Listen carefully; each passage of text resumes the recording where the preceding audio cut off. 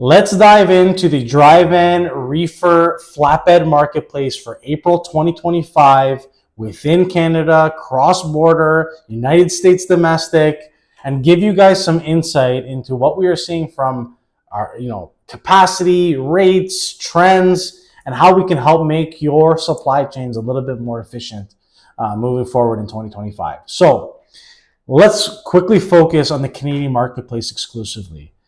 The dry van segment of the Canadian marketplace, full truckload spot rates are up slightly due to some rail congestion in key areas like Vancouver and Toronto, which has pushed shippers to utilizing more over-the-road capacity. Now, on average, rates across the board within Canada hover around $2.80 a mile. It's such a generic figure. Don't use that for your own specific shipments, but on average, that's kind of how they all blend together. And it represents roughly a 2% increase from March. But volumes in 2025 have been soft. And I think they're soft by about, anywhere from 5 to 10%. The LTL rates, though, are very stable. LTL capacity is very stable. The one thing that has capped any potential rate increases in some, struggling areas like in Toronto and Vancouver is probably because there has been an ease at the pumps, due to the elimination of the carbon tax. And I think that's definitely playing a factor for a lot of you shippers. Now, in the reefer side of the business, some early produce season has started in Ontario and Quebec, which has identified some tightening capacity. Now, rates on average, again, will hover around $3.25 a mile, which is roughly 3%, a 3% increase month over month. LTL reefer, a very niche segment of our business. It'll always face pressures from pricing and capacity.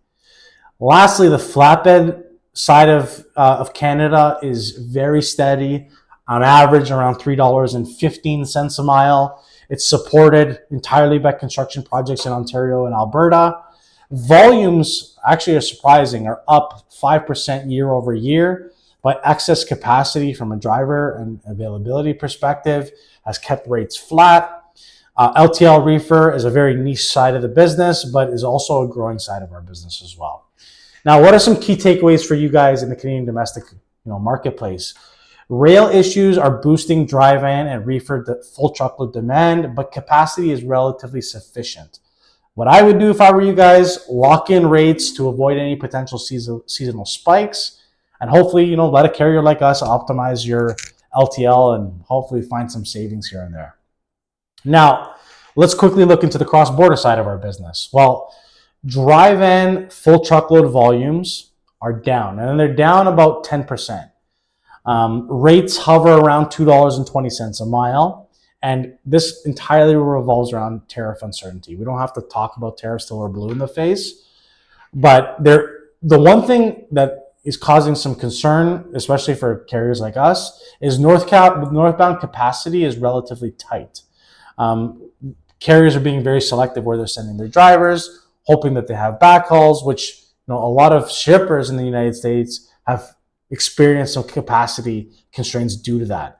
Rates have risen roughly around 5% in April, but LTL drive-in has also followed a similar pattern as well. Now, in the reefer side, the rates are very resilient, around $3.30 a mile. Obviously, produce season being the driving factor there. U.S., Southern United States pumping out produce.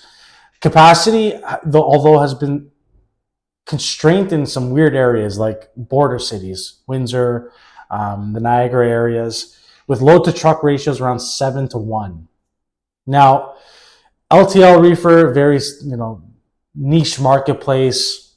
It also faces some pressures from a capacity standpoint, pricing standpoint. I always push our clients into the area of utilizing milk runs to properly service that side of our business. Now, in the flatbed side, what we're surprisingly hearing is rates are spiking to $3.40 a mile on northbound lanes. Obviously, steel, aluminum, huge driving factors in the flatbed marketplace. Rejection rates actually hit a 3-year high per freight waves, signaling some tighter capacity. LTL flatbed, more of a niche area as well, but it's something that a lot more shippers are utilizing in April. So what are some key takeaways for you? Tariff fears are tightening northbound capacity, especially for reefer and flatbed. Book early, plan ahead, and forecast your shipments as best as you can. I talk to my clients every week about this. Do your best to work with your production teams, your sales teams, to properly forecast. It helps your carriers. It'll help you guys deliver a more stable supply chain, guaranteed. Lastly, the U.S. domestic marketplace. What are we seeing? Well, dry van spot rates are stable. They hover around $1.64 a mile. However, that represents almost a 12% increase year over year. Load to truck ratios around just under 5 loads for every truck, indicating some type of balanced capacity. And the LTL dry van space is relatively flat. Now, in the reefer side, it's very similar to dry van, only up 4 cents from last year. Rates hover around $2.50 a mile. Demand is peaked in Florida and California just due to produce seasons. Load to truck ratios around 7-to-1. But as southern produce kind of cools, you're going to see some areas in that peaking demand, in Florida and California, hopefully become a little better for some of you shippers. The one surprising, segment of the U.S.